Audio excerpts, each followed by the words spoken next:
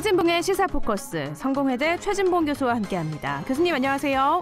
예, 안녕하십니까? 네, 어제였습니다. 국회 본회의에서 모두 47개의 법안이 통과됐는데 그중에 가장 관심을 끄는 건 이해충돌 방지법이 국회 문턱을 넘은 거죠. 그렇습니다. 네, 부정청탁 금지법안과 함께 2013년 처음 발의된 이후에 무려 8년 만인데 정말 어렵게 통과가 됐어요. 그렇습니다. 그동안 사실은 LH 사태 때문에 이렇게 급물살을 탄 건데 LH 사태가 없었다면 과연 이게 통과됐을까 하는 의문이 들 정도예요. 그만큼 국회에서 본인들과 관련된 문제이다 보니까 국회의원들이 적극적으로 이런 법을 통과시키려는 의지가 없었다는 거죠. 네. 사실은 8년 전에 처음 발의됐을 때 통과가 됐다고 하면 LH 사태를 막을 수도 있지 않겠나 그런 생각이 들 정도예요. 왜냐하면 주 내용은 공직자들, 그다음에 공공기관, 공기업 이런 데서 일하시는 분들이 본인들이 업무를 통해서 업무 과정에 취득한 정보를 가지고 투기를 하거나 이렇게 이익을 얻게 되면 그걸 처벌할 수 있는 규정을 집어넣은 거거든요. 이해충돌 방지라고 그래서 7년 이하의 징역이나 7천만 원 이하의 벌금을 물도록 돼 있고 또 본인뿐만 아니라 본인의 가족들, 직계 가족들 또는 그 정보를 이용해서 외부에 있는 다른 사람이 또 이익을 취했을 때 거기에 대한 처벌도 함께 하게 돼 있어요. 네. 그렇기 때문에 지금 LH 사태가 주로 지금 발견되고 있는 게 본인의 가족 또 처가 또는 지인 이런 사람들을 이용해서 땅을 사고 그걸로 이제 불법 이득을 얻는 거 아니겠습니까? 네. 이런 부분들이 다 법에 이제 저촉되게 되고 걸리게 되고 그렇게 되면 처벌할 수 있도록 규정을 만들어놨기 때문에 예전에는 이걸 밝혀내기가 상당히 어려웠고요. 네. 밝혀내더라도 직접 이게 직무와 연관성이 있는지 하는 부분들을 찾아내는 게 상당히 어려웠는데 그게 좀 더 쉽고 용이하게 처벌이 가능하도록 되어 있는 법안이기 때문에 지금까지 이렇게 문제가 되어왔던 여러 가지 예를 들면 직무상 알게 된 정보를 가지고 불법적으로 이득을 챙기는 그런 잘못된 관행들을 뿌리 뽑을 수 있는 중요한 계기를 마련했다는 점에서 의미가 있는 그런 법안이었다 이렇게 생각이 듭니다. 네, 공무원과 공공기관 직원 190만 명 가량이 대상인데 배우자하고 직계 좀비소까지 포함하면 800만 명 정도라고요. 그렇습니다. 그만큼 숫자가 늘어났다고 볼 수 있어요. 네. 왜냐하면 이게 본인들만 하게 되면 사각지대가 생겨요. 지금의 여러 가지 지금 논란이 돼서 구속된 사람들 보면 다 부인 이름이나 처가에 아는 사람 이름이나 가족들 이름으로 구매하는 경우도 많거든요. 네. 구입하는 경우들이. 또 지인을 동원해서. 그러니까 이런 지금 나중에 말씀 800만 명까지 들어간다고 하는 것은 이런 친인척 또는 자기 가족, 직계 가족들 이런 사람들도 다 범위에 포함되어 있기 때문에 이제는 불법 정보, 공무상 알게 된 정보, 네. 직무상 알게 된 정보를 가지고 불법적으로 투기를 하는 행위를 막을 수 있는 계기를 마련했다고 볼 수 있겠죠. 네. 또 내년 5월부터 본격 시행이 되는데 이해충돌 방지법의 국회의원 버전이라고 할 수 있는 국회법 개정안도 통과가 된 거죠. 그렇습니다. 국회법도 통과가 됐는데 국회법 같은 경우에는 이제 국회의원들은 당선되고 업무 시작하기 전에 반드시 본인들이 갖고 있는 부동산 내역을 다 신고하게 돼 있습니다. 그래서 이게 일반인도 볼 수 있게 국민들이 다 볼 수 있게 해놨어요. 네. 또 하나는 이제 만약에 본인들이 어떤 상임위에 가는데 그 상임위가 본인의 직무와 옛날에 있었던 예컨대 국회의원 되기 전에 했던 일들이 있지 않겠어요? 네. 그다음에 어느 회사에 다녔던 아니면 무슨 어느 분야의 전문가로서 활동을 했던 그 업무와 연관된 상임위에 가는 것을 원천적으로 좀 금지해놨습니다. 그래서 왜냐하면 그런데 있던 사람이 상임위에 가게 되면 또 본인이 이익을 챙기는 요소로 작용할 수 있지 않겠어요? 그렇죠. 그런 부분들을 제안을 했고요. 네. 그래서 또 하나는 이제 만약에 불법적인, 그러니까 직무와 관련돼서 정보를 취득하고 그 정보를 가지고서 나쁜 행동, 불법적인 행동을 했을 경우 투기를 하거나 그랬을 경우에는 징계까지 할 수 있도록 그렇게 지금 조항을 만들어놨습니다. 지금까지는 사실 지난번에 김영란법도 통과될 때 그때도 부정청탁 금지법이잖아요. 거기에도 국회의원들이 포함이 안 돼가지고 논란이 그랬죠. 많았고 이해충돌 방지법도 처음에는 이 국회법이 통과가 안 되면 국회의원들은 거기에 포함이 안 돼 있었어요. 네. 그런데 국회법이 통과되면서 다행히 국회의원들도 이제 이해충돌 관련된 문제가 발생했을 때는 제도를 만들어서 처벌하고 또 스스로가 본인들이 그전에 갖고 있었던 부동산 내역이라든지 이런 내용들을 밝히게 함으로써 국회의원들이 좀 더 투명하게 업무를 수행할 수 있도록 하는 그런 어떤 기틀을 마련했다고 볼 수 있겠죠. 네, 국회의원이 포함된 이해충돌 방지법이 통과된 건 참 환영할 일이에요. 그런데 소상공인 연합회는 이번에 유감을 표했습니다. 소상공인 손실보장법이 불발됐기 때문인데 이건 어떻게 된 거예요? 일단 이유가 두 가지인데 사실은 거대 여야가 다 문제예요. 저는 그렇게 생각해요. 네. 1차적으로 여당도 여당 같은 경우에는 지금 예산 문제 가지고 논란이 되는 건 첫 번째 논란은 뭐냐면 소급 적용을 하느냐 마느냐예요. 그러니까 이 법이 코로나19에 이제 손실을 본 소상공인들, 자영업자들 돕겠다는 목적으로 만들어지는 법이잖아요. 네. 근데 법이 통과되는 시점부터 적용할 거냐. 법이 통과되기 이전에 있었던 손실도 있잖아요, 이미. 1년 이상을 코로나로 우리가 어려움을 겪었고, 자영업자 소상공인들이 문도 닫고 업무 영업할 수 있는 시간도 제한되다 보니까 피해를 당했는데 그걸 소급해서 적용할 거냐. 이 문제가 첫 번째 논란이었어요. 네. 근데 여당 같은 경우에 정부가 지금 강력히 반대하고 있고요. 정부라고 하면 제가 기재부를 말씀을 드리는 네네. 겁니다. 기재부 홍남기 부총장이 지금 반대하고 있어요. 그렇죠. 소급 적용하는 거. 네. 예산이 없다는 거죠. 왜냐하면 소급 적용하려면 1년 동안 손해봤던 걸 다 이제 보상을 해줘야 되는데 예산이 부족하고 국가 재정이 어려우니 그걸 할 수 없다고 지금 버티고 있는 바람에 여당도 이걸 강력하게 밀어붙이지 못하고 있어요. 이게 첫 번째 이슈고요. 네. 두 번째, 야당은 그럼 이걸 그냥 환영하냐? 그건 아니에요. 야당도 사실은요, 나중에 그러면 이게 소급 적용돼서 예산이 많이 투입되면 또 이제 정부를 비판할 거예요. 국가 예산도 없는데 그렇게 했느냐? 근데 본인들이 만약 동의해서 이걸 통과시키면 지금도 국가 예산 막 갖다 쓴다고 심지어는 국민들 재난지원금 주는 것도 반대하고 있잖아요. 국민의힘은. 네네. 그런 상황에서 그러면 이렇게 막대한 자금이 들어가는 이런 걸 동의하는 것이 과연 본인들한테 유리할 거냐 하는 문제 때문에 상당히 미온적이에요. 또 하나는 법안 처리도 지금 그 상임위에도 올라가지 못했어요, 이게. 네. 그러니까 두 거대 여야가 서로의 입장 때문에 결국은 상임위에 올리지도 못하고 통과도 못하는 바람에 본회의는 아예 통과를 못하는 상황이 됐거든요. 저는 이게 정말 국민들이 또는 소상공인들, 자영업자들 이분들 같은 경우에 코로나19 이후에 상당히 큰 어려움을 겪고 있고 네. 거의 뭐 길바닥에 앉아야 되는 상황도 되고 있고요. 이런 상황에서 이분들을 도울 수 있는 법안들을 빨리 처리하는 거 분명히 필요하다고 저는 생각해요. 네. 정말 재정이 어려우면 머리를 맞대고 어떤 방식으로 하면 좋을지에 서 고민하고 나서 처리하는 방향으로 가야지. 그렇다고 서로에게 책임을 떠넘기면서 아예 상정 자체도 안 한다. 이게 저는 더 큰 문제라고 생각해요. 국회라고 하는 것이 여야가 협상하고 타협해서 바람직한 방법을 만들어내는 게 국회 역할 아니겠습니까? 그렇죠. 고통받고 있는 국민들, 소상공인들, 자영업자들을 위해서 국회가 당리당략 본인들의 정치적 이해관계 따지지 말고 머리 맞대고 정부도 마찬가지예요. 기재부도. 무조건 안 된다고 하지 말고 할 수 있는 방안들을 찾아내야 되잖아요. 협상을 해서 합의를 하고.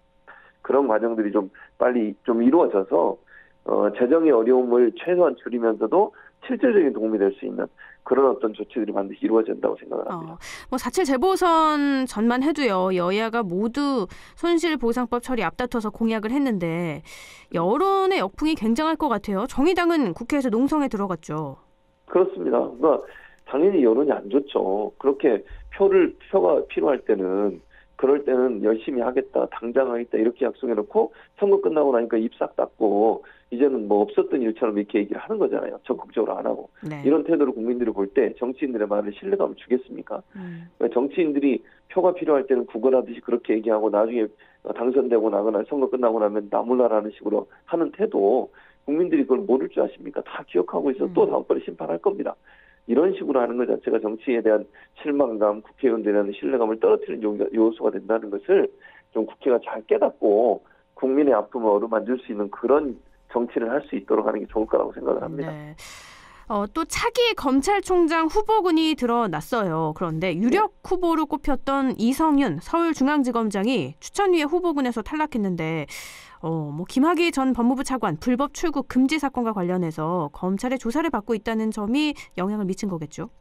일단 그게 영향을 미쳤죠. 네. 그래서 사실은 이제 모든 재판이 끝나지 않았기 때문에 김학의 사건 관련해서 불법 출국 관련해서는 이성윤 지검장이 실제 압력을 행사했는지 아닌지는 아직도 몰라요. 아무도. 그건 누가 알 수 있는 상황이죠. 왜냐하면 조사가 끝나고 재판까지 끝나봐야 결과를 알게 되는 거 아니겠습니까? 네. 그럼에도 불구하고 어쨌든 이런 문제에 연루가 돼서 피의자 신분으로 됐다. 또 기소를 할지 않을지는 확정되진 않았지만 기소할 것처럼 검찰은 지금 얘기하고 있고 이러다 보니까 이성윤 지검장 입장에 좀 억울한 면이 없지 않아 있을 텐데 그럼에도 불구하고 이런 요소들이 이제 그 추천위원들 입장에는 상당히 부담스럽게 작용했을 가능성이 저는 있다고 생각해요. 네. 두 번째는 이게 야당은 이성윤 지검장을 계속 정치적으로 편향돼 있다고 공격을 하고 있는 상황이잖아요. 네.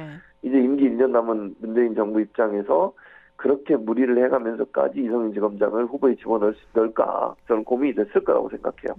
그렇게 됐을 경우에는 더 큰 비판이 일어날 수밖에 없고 또 대선을 앞두고서 여론이 상당히 안 좋은 쪽으로 흘러갈 가능성이 있습니다. 제가 아까도 말씀드렸지만 저는 아직도 이성윤 지검장이 압력을 행사했는지 아닌지 단정적으로 얘기할 수 있는 상황이 아니라고 생각해요. 본인은 아니라고 주장을 하고 있으니까. 그럼에도 불구하고 이런 사건이 터졌고 그 사건에 이성윤 지검장이 연루돼 있다고 하는 것이 어느 정도 이제 얘기가 되고 있는 상황이라고 하면 후보 추천위원회에 들어간 추천위원들도 엄청나게 부담이 됐을 거예요. 이분을 만약 집어넣었을 경우에 올 수 있는 후폭풍, 또 여권 입장에서 상당히 부담스러운 부분, 이런 부분들이 저는 작용했다고 봅니다. 그리고 대선 앞두고서 이제 검찰이 다시 이런 부분 때문에 정권과 각을 세우고 또 여론도 안 좋아지면 그렇게 되면 결국 이제 대선에 영향을 미칠 수 있는 상황까지 갈 수 있거든요. 그래서 이런 여러 가지 상황들이 고려가 돼서 이성윤 지검장은 뭐 아까도 말씀드렸지만 본인은 억울할 수 있어요. 그럴 수 있지만 그 여러 가지 정무적 판단을 하게 된다고 하면 이성윤 지검장을 후보에 집어넣는 건 상당히 부담스러웠을 거다. 그런 이유 때문에 결국은 이성윤 지검장이 후보에서 탈락하는 요소로 작용하지 않았을까 그렇게 예상이 됩니다. 네, 이성윤 지검장이 탈락해서 이제 검찰 후보에는 김오수 전 법무부 차관, 구본선 광주고검장과 배성범 법무연수원장, 또 조남관 대검 차장검사로 압축된 상황인데 현재로서는 김오수 전 차관이 가장 유력하다고요. 현재는 그런 것 같아요. 물론 그것도 결과는 뚜껑을 열어봐야 알겠습니다만 이제 그 박범계 장관이 재청권을 발휘해서 누구를 재청하느냐는 지켜봐야 될 것 같은데요. 뭐 김오수 전 차관이 가장 유력하다고 얘기되어지는 이유 중에 하나는 그분이 그 3명의 이제 이 정부 들어서 문재인 정부 들어서 3명의 장관을 모셨어요. 그래서 3명의 장관을 박상기 그리고 추미애 조국 이렇게 3분의 장관을 모셨고 조국 전 장관이 중도 사퇴하면서 추미애 장관 임명되기까지 그 공백 기간 동안 차관으로서 법무장관 대행을 했습니다. 그 당시에 이제 그 검찰 조직을 잘 이렇게 통솔하고 법무부를 잘 이끌어왔기 때문에 그런 부분들이 이제 강점으로 꼽히는 거예요. 그리고 이제 현 정부가 추진한 검찰 개혁에 대해서 김오수 전 차관이 이렇게 반대하거나 아니면 그 다른 의견을 갖고 있다고 보이지 않습니다. 제가 볼 때. 그런 차원이라고 한다면 어쨌든 검찰 개혁의 마무리 그리고 법무부가 주도해서 검찰의 어떤 지금 이렇게 여러 가지 전직 검찰총장과의 갈등 때문에 있었던 정부와 검찰의 갈등 요소를 좀 봉합하고 검찰이 이렇게 하나로 뭉칠 수 있는 그런 기회를 만든다는 점에서 김오수 전 차관이 가장 뭐 그런 일을 잘할 수 있는 사람으로 인정될 수 있다고 보고 또 성품도 온화한 성품으로 알려져 있어요. 강성이라는 이미지보다는. 그렇기 때문에 김오수 전 차관이 가장 유력한 게 아닌가 그런 얘기들이 좀 나오고 있는 거라고 할 수 있습니다. 지금 박범계 법무부 장관이 이제 후보를 정해서 제청을 해야 되잖아요. 문재인 대통령에게. 그러면 언제쯤 할 거라고 보세요? 아마 제가 볼 때는 다음 주 초가 되지 않을까 하는 생각이 들어요. 오늘 이제 주말을 거치면서 고민을 좀 할 것이고 그리고 나면 다음 주 초 중에는 아마 제청을 하지 않을까 그런 생각이 들고요. 제청이 되더라도 대통령이 재가를 해도 일단 인사청문회를 거쳐야 돼요. 검찰총장은 반드시. 그래서 임명되는 시점은 5월 한 중순이나 말이 되지 않을까. 인사청문회가 언제 잡힐지 또 인사청문회 과정에서 어떤 얘기가 나올지 이런 부분들이 좀 아직 예측이 불가능하기 때문에 그런 거로 보면 뭐 빠르면 5월 중순 아니면 5월 말 또 늦으면 뭐 6월 초 정도까지 가지 않을까 하는 예상은 됩니다. 새 검찰총장에게 주어진 가장 큰 역할은 뭘로 보세요? 아까 제가 잠깐 언급해드렸는데 검찰 이제 윤석열 전 총장이 법무부 장관과 각을 세우고 전 정부가 각을 세우는 모습을 보였잖아요. 그리고 이제 본인은 나갔는데 그러다 보니까 검찰 조직이 상당히 좀 혼란스러워요 지금. 그 뭐 찬반 의견이 있고요 검찰 조직 내에도 그리고 검찰이 정부와 이 각을 세우는 모습은 그렇게 늘 있었던 모습이 아니잖아요.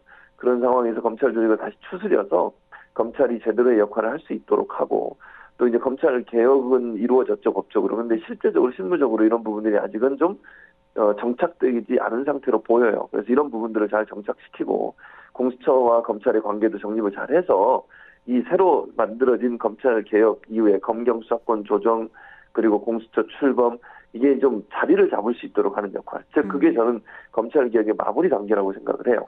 그래서 검찰총장이 들어온 법무부 장관과 잘 손발을 맞춰서 새로 출범한 공수처 그리고 검경 수사권 조정의 정착, 경찰과 검찰의 관계 이런 부분들이 좀 안정적으로 정착될 수 있도록 하는 1년 동안.